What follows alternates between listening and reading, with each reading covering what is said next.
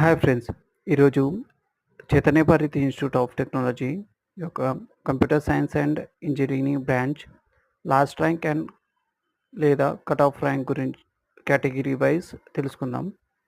OC బాయ్స్‌కి వచ్చేసి 2009-12, OC girls 3067, BCA boys 4730, BCA girls 7064, BCB boys 3055, BCB girls 3,949, BCC boys 6,653, BCC girls 6,653.